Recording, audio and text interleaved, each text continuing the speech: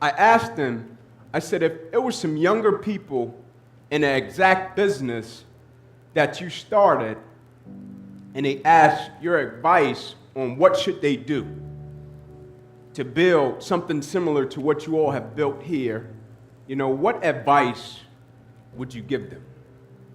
And he said, well, I would tell them, do things the right way, treat people right.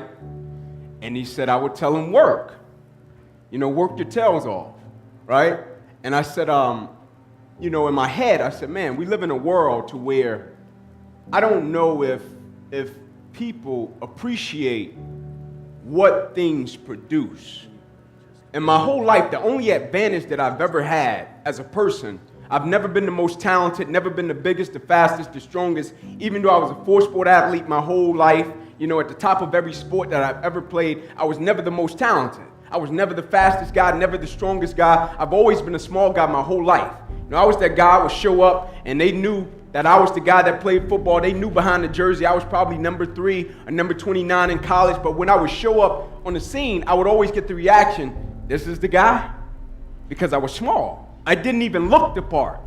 But the only thing I've always had, my only advantage was I wasn't afraid of hard work. But most importantly, I knew what I represented. And so by knowing what I represented, my commitment, my dedication, and my perfection to my craft and what I represented, it was always on another level. And so now when guys did 10 sprints, I did 30. Because I knew I was working for something greater than myself, and what I represented was always greater than myself. And for example, 2 weeks ago, I was with a kid downtown Atlanta. And I took him downtown, and me and my wife, we have a foundation. It's where we work with homeless shelters. We've adopted 3, right? And we work with kids, teenagers, right? We take them, we put them in uncomfortable situations, and we challenge their perspective and their thought process about life. So it was this 15-year-old kid. He had been acting up in school, giving his mom problems. He hadn't seen his father since he was born, basically. And I take him downtown Atlanta, and I take him right under a bridge. And so now you got Turner Field, you got where the Falcons play, where the Hawks play, you got the world of Coca-Cola, you got a jail, you got these successful companies, you got people going to work, got the briefcases, doing their thing, you got life happening.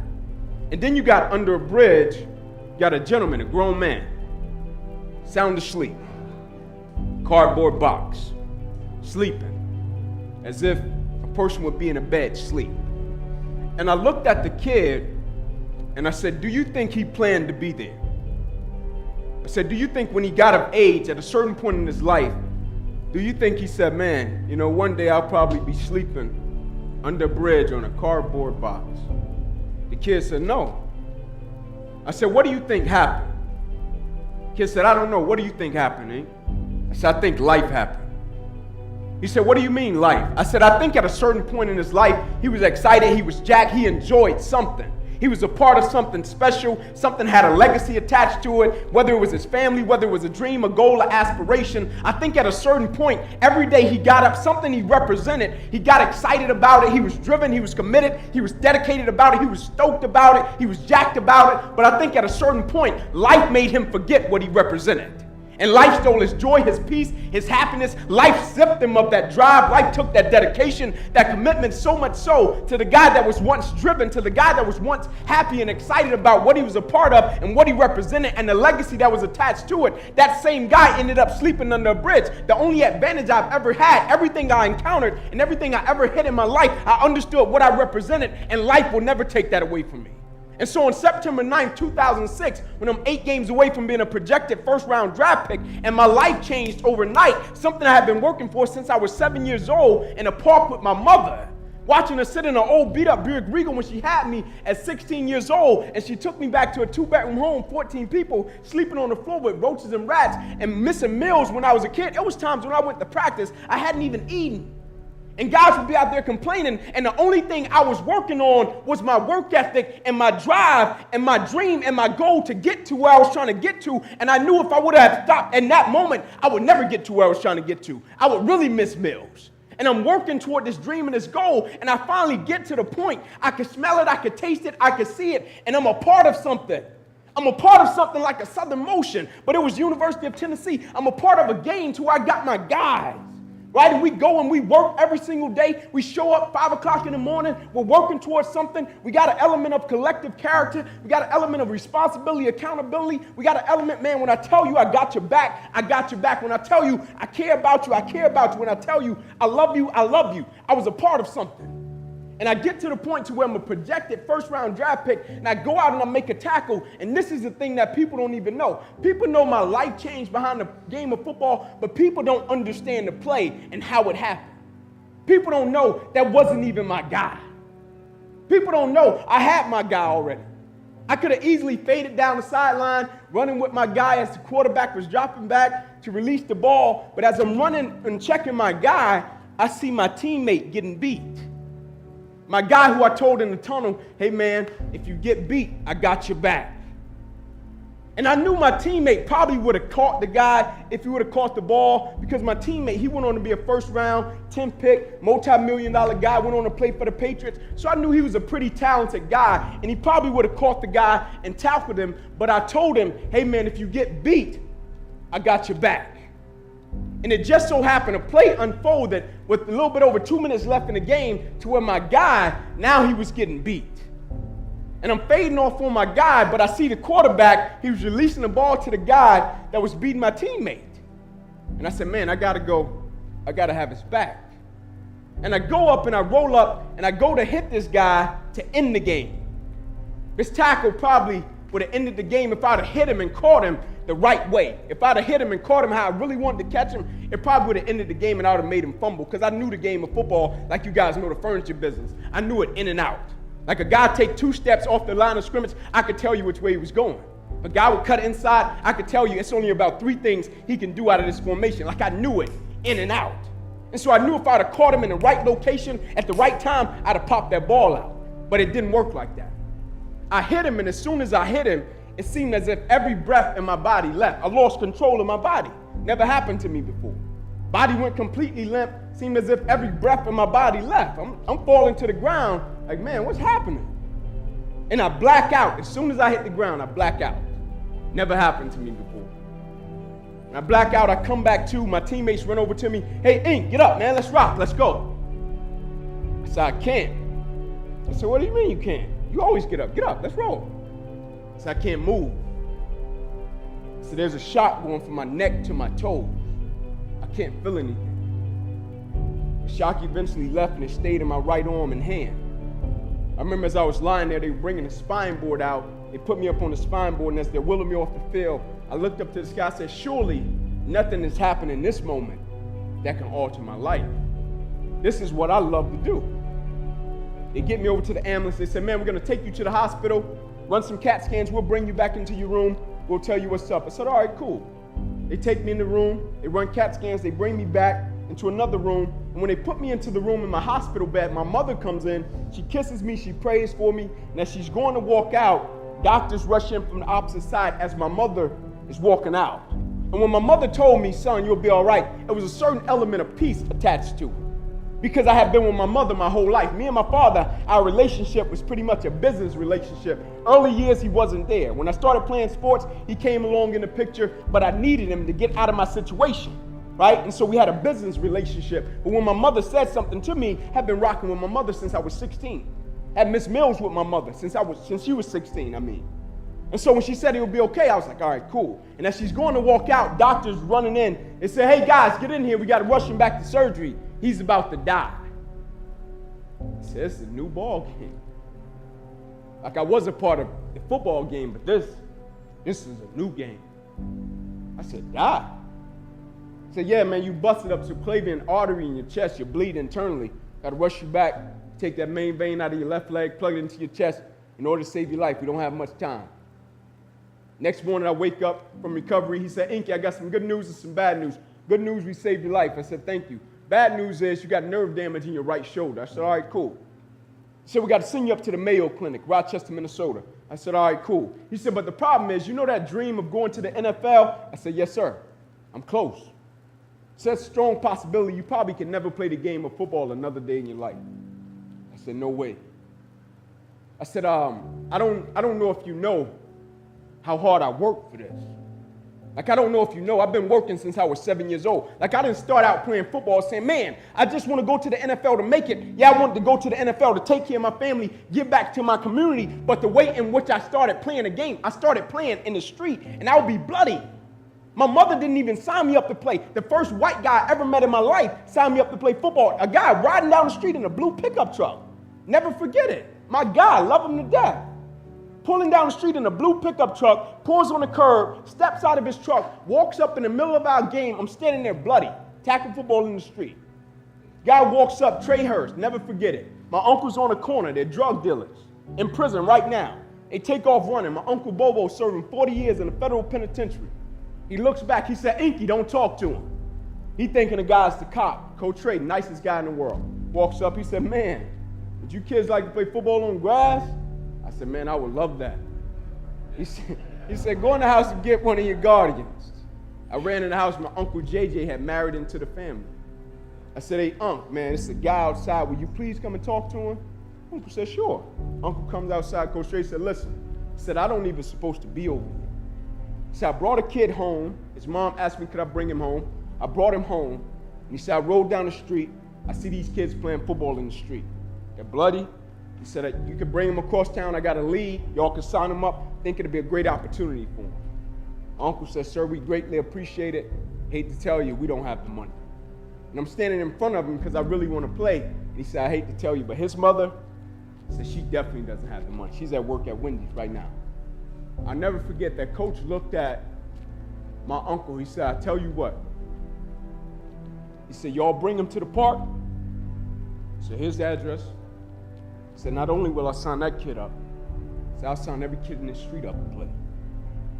They brought us to the park the next day. He signed every last one of us up, and it changed the trajectory of my life. The second person I saw in the hospital after they saved my life, that coach that signed me up to play ball when I was 7 years old, crying on my mother's shoulder. The person my mother called on Christmas when me and my family got robbed, they put a 9mm and a 45 in my face when I was 15 years old. That coach that signed me up to play ball when I was 7 years old. And so what I was telling the doctor was, Doc, I got to give some people a return on their investment.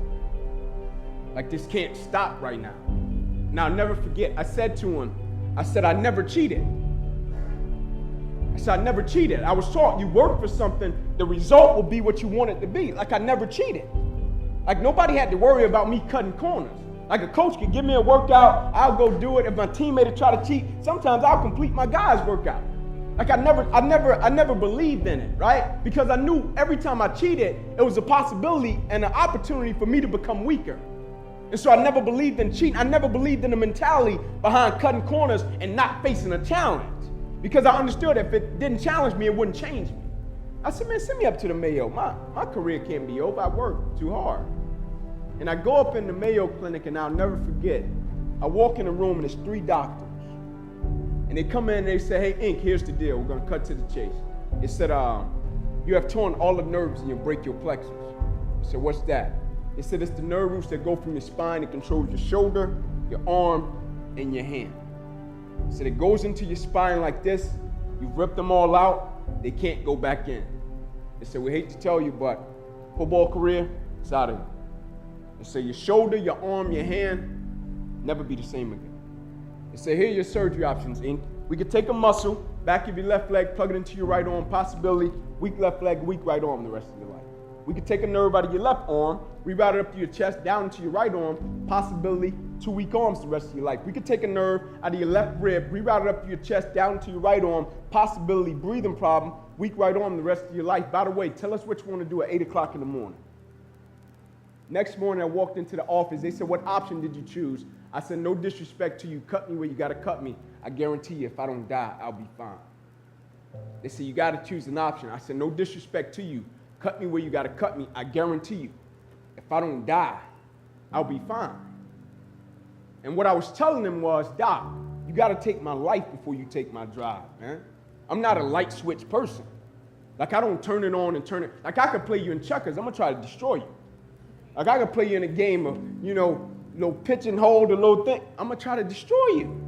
That's just my mentality of just going all in everything that I do. And what I was telling him, you can cut me wherever you got to cut me. If you don't kill me, you will not stop me because I know my mentality and I know the way I'm wired. I don't turn it on and turn it off. But as life would have it, they cut me 6 times down my left eye. 1 time across the left side of my neck, 1 time across the right side, twice through my right ribs, cut out my right pec, bottom of my armpit, bottom of my hand, 350 staples in my body, bandaged me from my neck to my knees.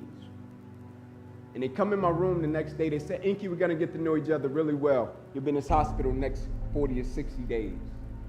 On the 3rd day, we were leaving the hospital. And as we're leaving and the doors were opening, he said, you broke a record. How did you do it? He said, nobody has ever gotten out of here in under less than 40 days with a surgery of that magnitude. I said, Doc, I just didn't feel as if I had the right. He said, what are you talking about, had the right? I said, I just didn't feel as if I had the right to stop. Like, I just didn't feel as if I had the right not to show up and give everything out. Like, I just didn't feel as if I had the right to not press forward. Like, I just felt as if the people that I represent and the people that had invested in me and built the gentleman that you see called Inky, it's a lot of people that go into the, like when they were out there telling me, man, I admire what you've been through. I admire the place you've gotten to in life. And I told them, I said, there was a lot of people that helped me. And I take those spirits with me every day. Like Maya Angelou has a quote that says, I come as one, but I stand as 10,000. Meaning I had made a vow to a lot of people. I had made vows to a lot of people about what I would do and what I would represent. And when I tell somebody something, I don't take that lightly. Like if I tell you I'm going to give you everything I got, you can bet your bottom dollar I'm going to give you everything I got. If we're walking somewhere and we end up in an alley and 10 people come in the alley and they're trying to rob us and I tell you, hey brother, we're getting home. And I'm not running. My word, it means something, and whatever I got to go through and accept and be a part of in order to make it happen, I'm willing to go through. I'm committed to every single aspect of my life. And I was taught commitment is staying true to what you said you would do long after the mood that you said it in has left. Because we say things when the mood is right? But when the environment and the mood changes, we back off of it. But I have made a vow to a lot of people, not only my teammates, I made a vow to everybody that had ever invested in me in my life that I would finish what I started and I would complete my mission every single day. And by completing my mission in life every single day, I mean I would empty my bucket and give every aspect of my life, every single bit of Inky Johnson. I may be crazy, I don't know, but I just believe my 5-year-old son and my 6-year-old daughter, they deserve the best version of me. I may be crazy, I don't know, but I just believe my wife that I've been with ever since we were in the 5th grade, she deserves the best version of me. I may be crazy, I don't know, but my 3 little sisters, I just believe they deserve the best version of their big brother. I may be crazy, I don't know, but the people I'm of service to on the face of this planet, they deserve the best version of me, and I'm not going to give them any less. See, the thing I understand about business, I might not know much about the furniture business, but I know a lot about the people's business. And I know every single day the people that come across our paths, whether we're doing business with them, whether we're talking to them about any aspect of life, I know they're coming across our path for a reason. And I'm going to try my best to leave them a little bit different. The only reason I kept pressing forward, the only reason I didn't stop was because everybody that I met and everybody I came across, I knew they were looking at my perspective about life. And if I can keep pressing forward, they may encounter something that they may face and they want to stop. And the first person that will pop up in their mind, man, if Ink pressed forward and Ink kept going, surely I can do it. And so the next week I was back at practice with my teammates, my guys that I work with. My guys that we went through the struggle with, my guys that we cracked jokes with, my guys we got knocked out with, my guys that we went to war with, my guys that I would give everything for them. I was back at practice in the sand pit with a Dunjoy sling and I still had my staples in my body. I was back in class the next week, got my undergrad degree in 3 years when my life changed overnight. I never stopped. I never missed a beat and my life changed. And people ask me all the time, how did you keep pressing forward? Like the video that you all saw, I want to give you the backdrop to how it happened. ESPN called me. They did a story on me this past summer. But they called me one day, and I picked up the phone. They said, is this Inky Johnson? I said, last time I checked, I'm Inky Johnson. They said, is this the same guy that said if you could change what happened to you, you wouldn't? I said, absolutely. They said, it's our understanding the game of football meant the world to you. I said, at one point, it did. They said, it's our understanding that your family was banking on you making it to the NFL so they can have a better way of life. I said, yep, that's correct. They said, we're coming to see you. I said, all right, cool, come on. They said, but we don't want to see you in Atlanta. We want to see you in Neyland Stadium on the exact yard line where your life changes. The same time of day. The only thing that won't be present is Air Force's team. I said, all right, cool. And so they take me to Neyland Stadium. They put me on the exact yard line where my life changed. They said, now tell your younger self why you wouldn't stop your injury if you could. If you could be in the NFL right now making millions of dollars, tell your younger self why you wouldn't change that situation if you could. And I say the reason I wouldn't change it, believe it or not, it has nothing to do with me. Like on a personal level, he thought I was going to say, because of the man that I've become, the perspective that I've acquired, my faith has been fortified. He thought I was going to say something like that. I said, no, it has nothing to do with me. It has everything to do with the lives that have been affected by the result of the process and the thing that I represent in the world. What my spirit represents when somebody see me, they think perseverance. What my spirit represents when somebody see me, they think don't quit.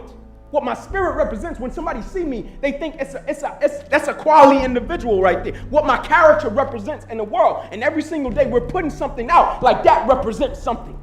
When people see that, they think it's a thought that comes to the mind. When he said gold standard, he gave me that, I felt a certain type of way.